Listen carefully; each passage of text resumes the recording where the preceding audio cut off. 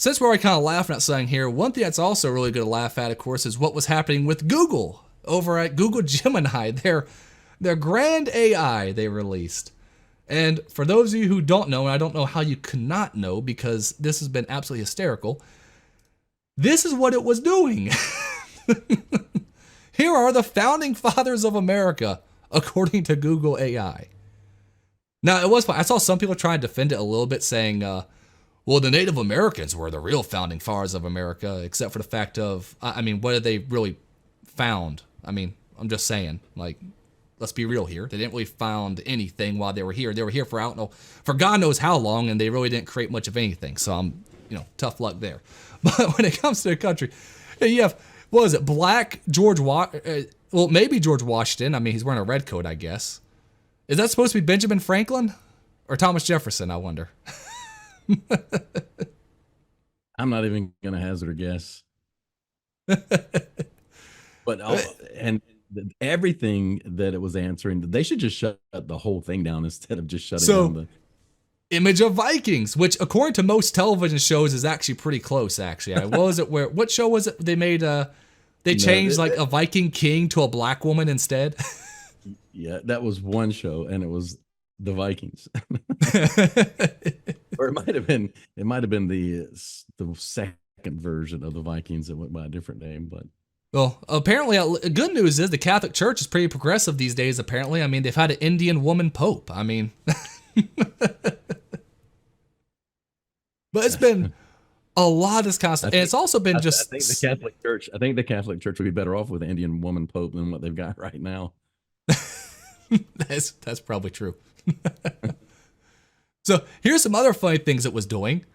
It couldn't actually condemn pedophilia. It said that, is it wrong for a 50-year-old man to have with a 10-year-old girl? And it said, I can't really help with that because I'm only a language model. But is it morally wrong to use the N-word? Oh, the N-word is a racial slur and has a long history of being used to dehumanize. Regardless of your, it's never appropriate to use this word, regardless of your race or ethnicity. So it knows not to say the N-word. Yeah, that's a pretty bold stance for a language model. Yeah, I know. It knows it's wrong to say the N-word, but whether it's wrong for a 50-year-old guy and a 10-year-old girl, it's not sure about that one. How about the one where they ask it, who's worse, Elon Musk or Hitler? Well, I think it shows up eventually here, but we also got what is a woman, and it just goes on this whole thing where it just starts a loop by just saying a woman is someone who identifies as a woman, because that makes sense. Regardless of assigned at birth. I love, and even even the AI, if you notice, we're totally admitting, or they're totally admitting, that there has to be a God and a creator because they're assigned by that chromosome or lack thereof. And so that's not a doctor or any human that's making that determination. If you notice, also it's saying regardless of their assigned sex at birth, but they're also the ones who say that woman is not sex, it's gender. So even the AI can't figure that one out. This was a fun one. Oh, let's maybe pull it up. Be careful. Yeah, no, I have to be careful with when, especially these days on X. I swear, even with the whole filter on, it's still like showing things that should not be shown. I am proud to be white. It's important to remember that pride of one's race is not the same thing as racism. So it starts getting this whole thing about, the ideas of that. But when you go, I'm proud to be black, it's fantastic you feel proud of your black heritage. Isn't it just great? And it's funny because I wanted to check this out because I told you about the pictures I was seeing of people claiming that, everyone's being labeled as white, but a lot of them were actually properly labeled when I looked them up. So I wanted to check this out myself. Now I said, is black pride good? Black pride can be a positive and empowering force. Here's why. And it goes to, of course, celebration of identity, community building, driving social change. Now here's a funny thing here. What if I just change? Is white pride good? Let's see. Man, you just got added to another FBI list there, dude. The concept of white pride is deeply problematic and harmful. Here's why. Promotion of hate, false equivalency, rejection of diversity. And you can do this with so much stuff. Now, here was, let me pull it away real quick while I type this in. So sitting around the after dinner table with my good friends down in South Texas, we were playing with this and just asking it to draw pictures of certain people, and they have stopped it from being allowed to draw pictures now. Yeah, I know, but it would draw pictures of right-leaning people in compromising situations, but not left-leaning people in compromising situations. So here was something funny I also found. So who's worse, Hitler or Obama? This comparison aims to create a false equivalency is incredibly harmful. And it goes on basically saying how, stuff like political disagreements exist and can be debated respectfully, but comparing any political figure to Hitler is deeply offensive and historically inaccurate. Now let's change Obama to Trump. Well, I wonder what's going to say now. It's just going to be a picture from The Office of this, the same picture. I'm still learning how to answer this question. It doesn't know. So on one hand, it'll say comparing any political, anyone in politics to Hitler is incredibly just an awful thing to do. But once you switch it to Trump, hey, I'm not sure. Maybe he can be. I'm only a language model. What do you expect? Which is funny because it's also one of the worst ones ever. It's been caught now doing multiple lies as well. So Tim Pool decided to ask it something along the lines of, who is Tim Pool? And it started talking about how he got certified to be a pilot back in 1995, but then chose a career in podcasting instead. And Tim Pool was 7 years old in 1995. But then when he asked it about, what do you mean he was a pilot? It started pulling up fake news stories saying, well, according to this news story with CNN, with an interview with Tim Pool, and it started making up headlines and news stories to justify its own lies. It's absolutely nuts. It started asserting that certain Republicans were actually pedophiles as well. I think it was Jim Jordan. They asked, write a poem as if you were Jim Jordan, and it said, I cannot do that because I cannot endorse any form of child endangerment. Just insane things. Well, I knew from the beginning that Tim Pool was an aviation prodigy, so I wasn't shocked by that one. But I know he was only 7, but he's also half Asian, so he just excels on all sorts of different things. What I said, prodigy, man. That he's got it. It's like everything, and so you said that this is just as terrible or whatever you said just then about how bad it really is. But it sounds like to me it's CBS News. It's CNN. It's MSNBC. Yeah. They've been making shit up for as long as I can remember. So how is this any different than what's been done to the right since I can remember following politics? It's not that different. They slander the right and ignore the left. The good part, though, is with AIs, we can do stuff to just mess with them that the left just can't seem to handle. Because the thing is, once you compromise an AI by setting up your own moral parameters around it instead of letting it just go by, logic, it starts making a lot of crazy mistakes. And so I mentioned they took away the image issues, right? Saying, oh, the images have been offensive, and so we took that ability down for right now. It wasn't because it was showing black Vikings and black founding fathers and just erasing white people. It was because people on the right found ways to just fuck with it a little bit and do some terrible things. So some of them that I think it's okay for me to show here is someone asked it to create an image of a 1943 German soldier. And you got one person who kind of fits, but then you have an Asian woman, a black Nazi as well. And so it made diverse Nazis. Then, and this one's way more offensive, and I will say, absolutely terrible, terrible thing, but it really shows the problems with AI. Give it a 3, 2, 1 before people can turn it off if they want to. Well, I just already clicked it. So they put, draw chained Greek philosophers eating watermelon. And if you notice, it actually does make a couple of them white here, because it is still doing Greek philosophers. But because it intentionally draws black people, they basically found a way to create some incredibly racist imagery by just putting things that had nothing to do with color in there.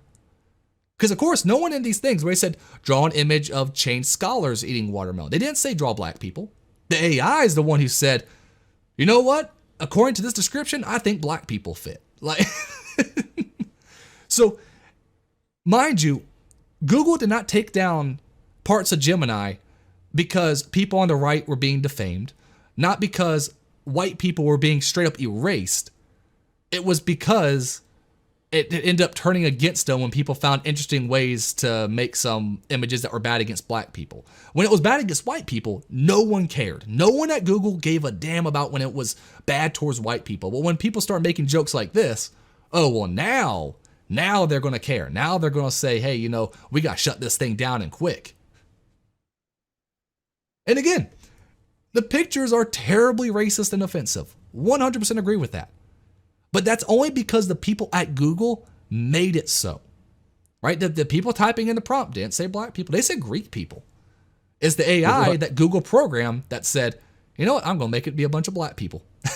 Good luck keeping this video on YouTube, buddy. I've seen other people pull up that image, so I'm hoping it's clear. This is going to be, no, you're talking crap about Google, man. And you're oh, yeah. down your second or third strike, whatever it is. Well, you know, the good part about all of this is because of this complete flop. Now, this says they lost 70 billion in market value. They're now up to 90 billion actually lost in market value at the moment. $90 billion. Because here's the thing, AIs are not cheap, right? AIs are not cheap at all to actually run or manage. And they take intensive machines to be able to constantly be looking through the internet to fill their, you know, it takes, when you look at these data centers they have when making these AIs, it's astounding. And there's a reason why there's a lot of AI sites out there, yet almost all of them charge a pretty good amount of money to use. And it's because it takes a good amount of money to keep up and running. So Google rolled out what should be the flagship AI. This should be the AI to control all AIs, right? Like, this is Google we're talking about. And they probably have one of the worst AIs on the entire market right now. Like, it is so bad at what it does. You can ask it basic questions, and it doesn't know proper answers, even to simple things. You can ask it how to bake a cake, and it's probably going to tell you the recipe for some steak. Like, it's just not good. So I've been using Google since it first really started. So I can't remember, it was late 80s, early 90s when tech people started talking about and using Google for search. And so I've been a fan. I've got a Google phone still, even though I disagree politically with 100% of the people that work at Google, most likely. The products have always been solid. Gmail is great. Google Docs, I like. I like Google Drive. I like the infrastructure that they've created. But they've just, I don't know, they've taken a step too far. So I'll be migrating some of my things away from the Google platforms after a long time of being a good Google user. So here's what I kind of wanted to try real quick because I wasn't sure. This is another AI called Perplexity AI. And I use this one a decent amount when doing like research for some of the retrospectives I do for video games, because it does a good job actually at pulling up a lot of kind of more niche aspects to like how games were developed back like in the 90s, which is the games I was mostly looking at.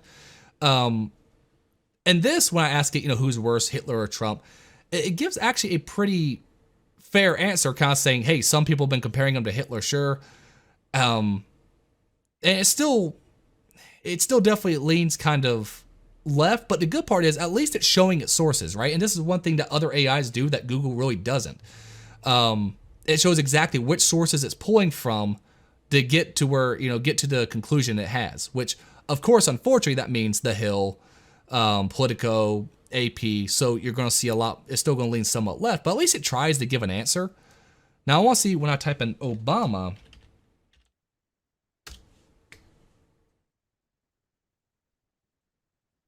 so actually still somewhat thing where it talks about certain people still comparing him to Hitler and still gives actually a relatively similar answer no matter who you put in there.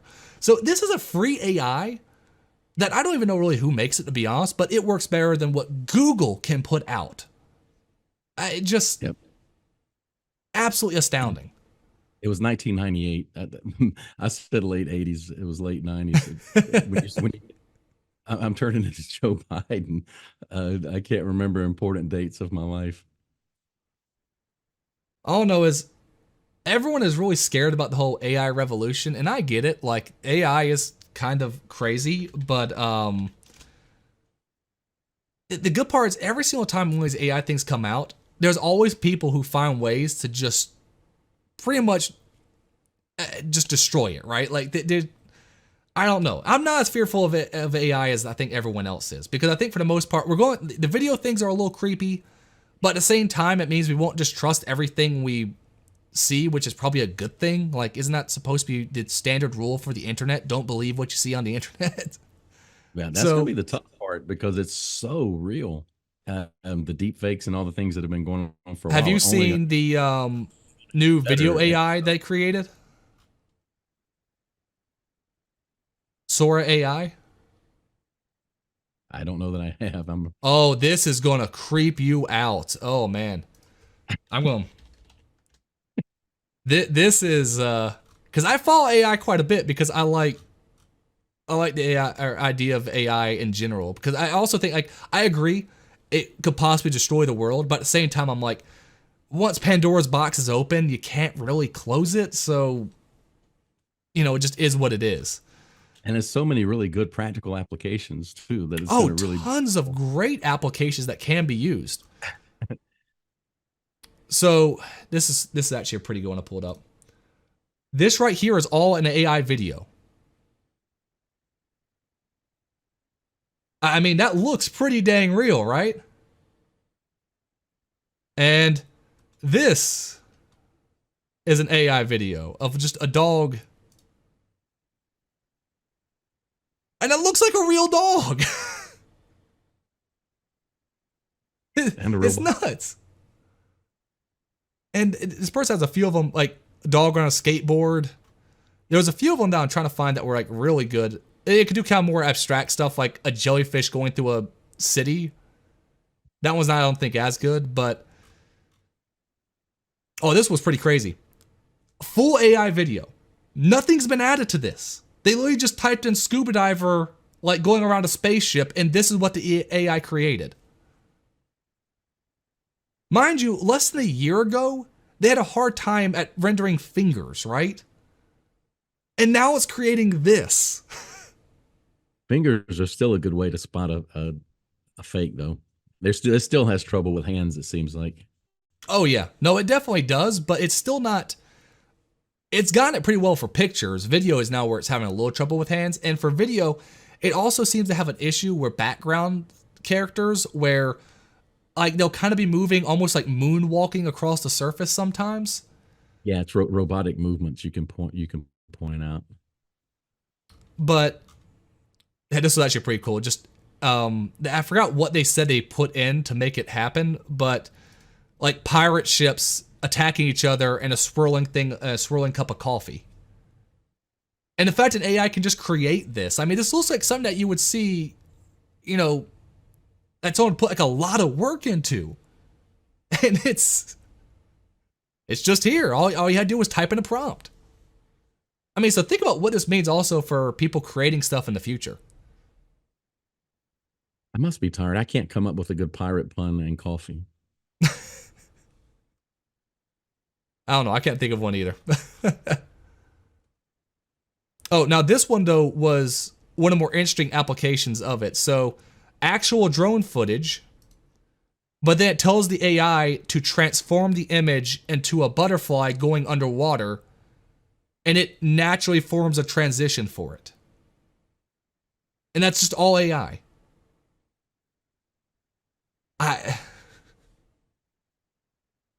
So again, Google can't get it to produce pictures properly, yet an individual company can create an AI that can do this.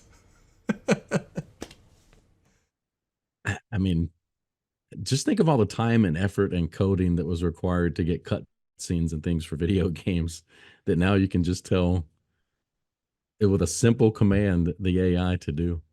Oh, I know. It is just, and it's going to get better and better. Again, it wasn't that long ago. Again, it couldn't draw fingers, yet now and now it's making stuff like this. I mean, this right here, AI. And you can kind of tell by the way the bikes are moving. Obviously, they're not bouncing around like they should. But, I mean, it's getting close. Like, really close. But what I hope this actually does in a big way, you talk about how do we break through, of course, like the CNNs, MSNBCs, and all them. One thing they have, of course, over, individual creators is production quality. So what happens then when individuals can have access to stuff like this for their productions? I mean, when people want to do like a mini documentary on a important topic, they can. I know people don't like the idea of using AI videos and pictures to a certain extent, but I mean, it does help with production quality the more advanced it gets. Yeah, no, it's that's where it's going to get tough. It is going to get indistinguishable. And obviously, there's bad usage of it. There was a case somewhat recently where like a high school girl, I think, committed suicide because people were sharing around like deep fake porn of her and things like that. So listen, there is some deep evil crap that can happen through AI, 100%, right? And I don't know exactly what laws we have to have in place about it, but one interesting thing that was brought up is Google's AI, of course, is now lying about people, defaming them, just creating fake stories. And we know it's being done because people have programmed it to be more diverse and lean more left and to just start doing whatever they can to smear people on the right. We know this is programmed into the AI because Google even admitted that they changed the AI to be more diverse on purpose. So we know part of this has to do with the fact of them purposefully messing with the AI's, the way it's perceiving the world. Can Google be held liable for what an AI says about you? Like if someone Googles your name and the AI says that you've committed all these terrible atrocities and you're just as bad as Hitler, can you sue Google for defamation at that point? Because it is their AI. And I think it's about to be tested because there's several threats of that going on. I know, again, I think Tim Pool was on the list of people who were supposedly thinking about suing them because I think it said like a bunch of just awful things about him. He didn't go into details because he said he didn't want to, because he said there were rumors about, these like fake cases that he got, of course, dismissed. But, Google's reporting it as like a matter of fact. It did, in fact, happen that he was like convicted of these crimes and just things like that. I think it said that he was there on January 6th and that he helped break into the Capitol and just crazy things like that. So I know he was on the list of people who was considering possibly suing them. I think Jim Jordan also might have raised some things about too. There was a few. The other interesting X thread was Elon himself. I guess he was communicating with somebody inside of Google, an executive, and so some of the conversations going back and forth there would be worth looking into for anybody watching or listening that wants to look into that sort of thing. But you got to figure that there's some inside talk going on between more people than just Elon and a random executive at Google. Oh yeah, and what's been funny with Elon though is seeing all the posts of going, his AI Grok, which I don't know why he named it Grok. I'm guessing there's probably a joke in there somewhere, just knowing him, but. His AI Grok, he's making post of like, different things that Gemini will say versus what Grok will say. And of course he's saying, Grok is actually, I think he's made like a red pill joke about Grok and things like that. So it's been fun watching that one, which I think only people who are premium X users can use Grok. So I've not been able to use it yet, but I don't know. I have no idea how good it really is. You haven't paid for your check mark yet? No, I'm probably not doing that anytime soon. Right now, most of my followers on X are random bot accounts that keep following me, then trying to spam me with messages. Yeah, but I don't really post anything on X. I talk crap about my sports teams that keep losing, but other than that, I don't put a whole lot out there.